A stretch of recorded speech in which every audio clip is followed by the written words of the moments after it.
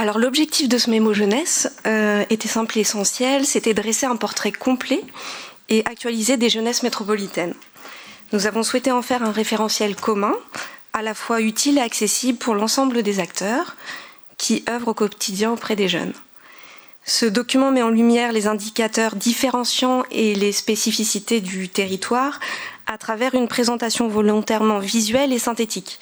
Donc on a mis en avant des cartographies, des chiffres clés et des graphiques. Et l'objectif, c'est de permettre une lecture rapide et claire. Le mémo s'articule autour de 12 volets thématiques et en 4 grandes parties. Tout d'abord des données de cadrage, donc autour de la démographie, la répartition territoriale, les profils et parcours des jeunes, ainsi qu'un zoom spécifique sur les étudiants, qui sont très nombreux sur notre territoire.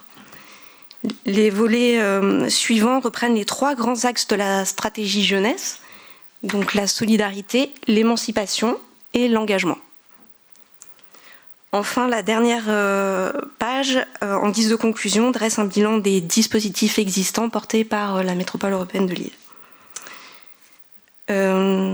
Donc en fait, sur le plan méthodologique, nous avons retenu à chaque fois le dernier millésime de données disponibles, même si les années de référence peuvent varier selon les thématiques. Les données ont été croisées avec des sources nationales et régionales afin de mieux mettre en évidence les particularités locales. Le territoire de référence, bien sûr, c'est la métropole européenne de Lille. Toutefois, lorsque certaines informations n'étaient pas disponibles à cette échelle, nous avons utilisé les données de l'arrondissement, mais il faut savoir que 95% des jeunes de la métropole font partie de l'arrondissement.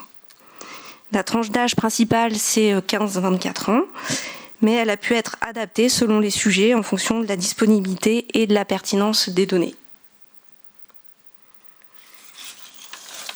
Ce travail s'appuie sur un grand nombre de sources partenariales. Donc on a eu les données de l'INSEE, notamment les données géolocalisées, les données d'Ilevia, les données de la CAF, les données de l'ARS, de la métropole européenne de Lille, des CROUS, du CEREMA et des services civiques, de l'agence du service civique et de l'INJEP également. Voilà, donc le mémo jeunesse vient compléter une série de mémos déjà réalisé par l'Agence de développement et d'urbanisme de Lille Métropole en lien avec les différents services de la métropole européenne de Lille. Donc le mémo commerce, le mémo agriculture alimentation, le mémo éco et le mémo déchets. Toutes ces mémos sont disponibles sur le site de l'Agence de développement et d'urbanisme, gratuitement téléchargeables. Donc peut-être pour introduire la présentation qui va avoir lieu après sur les jeunes et le travail, voici quelques données marquantes sur l'activité des jeunes de la métropole européenne de Lille. Donc près de 3 jeunes sur 10 sont en emploi sur la métropole européenne de Lille. Il y a d'ailleurs 11% des jeunes de 15-24 ans qui ont aussi une activité, qui sont aussi en études et qui travaillent. Et à contrario, il y a 12% des jeunes qui sont ni en emploi, ni en études, ni en formation. Alors si on se concentre maintenant sur les jeunes en emploi, ce qu'on remarque, c'est que on est plutôt devant des jeunes qui sont cadres ou de profession. Enfin, en fait, on a des jeunes cadres et de professions intermédiaires beaucoup plus nombreux que les moyennes nationales. On a 12% de jeunes cadres et de professions, 12% de jeunes cadres contre 8% en fait au niveau de la France métropolitaine. À l'inverse, la proportion d'ouvriers est plus faible. On a 19% d'ouvriers contre 29% au niveau national. Donc ces chiffres traduisent la structure économique particulière de notre territoire, davantage qualifiée et aussi tertiaire, comme on peut le voir ici, au niveau des secteurs d'activité occupés par les jeunes de 15-24 ans. On voit une grande proportion de jeunes qui travaillent dans le domaine du commerce, des transports et des services, et aussi de l'administration publique, de l'enseignement, de la santé humaine et de l'action sociale. En ce qui concerne les conditions d'emploi des jeunes, il y a plus d'un jeune sur 2 qui occupe un contrat précaire. Donc c'est une situation qui est assez comparable à la France métropolitaine. En revanche, pour l'ensemble des travailleurs de la MEL, la précarité est bien moindre. Elle ne concerne environ que 15% des contrats de travail. Donc voilà, en fait, ce mémo jeunesse se veut à la fois un outil de connaissance, un support d'analyse et un outil d'échange entre acteurs du territoire.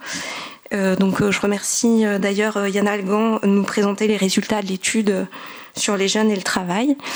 Et j'ai laissé aussi mes coordonnées, parce que surtout n'hésitez pas à nous faire des retours sur cette première version du mémo. C'est un document qui a vocation à être mis à jour tous les 2-3 ans. Et si vous avez des remarques, des suggestions ou même des données, n'hésitez pas à nous en faire part. Merci à vous. Merci Jeanne. Alors, vous l'avez compris, la présentation que Jeanne a faite consiste en un focus sur les questions emploi. Et évidemment, dans le mémo que vous avez toutes et tous religieusement pris avant de rentrer dans la salle, vous avez effectivement l'ensemble des données qui donc traversent les 3 enjeux de la stratégie. Donc, si jamais on a un peu de temps, il y a des questions qui pouvaient se poser à Jeanne, on vous invite à les formuler. Après, il vous faudra peut-être du temps pour parcourir le mémo et peut-être revenir effectivement vers elle ou vers nous un peu plus tard. En tout cas, le mémo donc est présent en version physique ici et il sera effectivement disponible aussi en version dématérialisée très rapidement, puisque vous avez la primeur, le mémo, vous êtes les premiers à l'avoir entre les mains sur ce travail effectivement d'agrégation sur les 3 axes de la stratégie Jeunes en Métropole. Et je remercie encore une fois Jeanne, Corentin et les collègues de la DULM pour cette coordination et l'agrégation de ces informations-là. Est-ce qu'il y a des questions particulières sur la méthode, sur les données ou des commentaires? Peut-être des gens peuvent réagir. Sinon, après vous pouvez digérer et les poser plus tard, il n'y a pas de problème. Donc, dans ces cas-là, on passe à la partie suivante et j'invite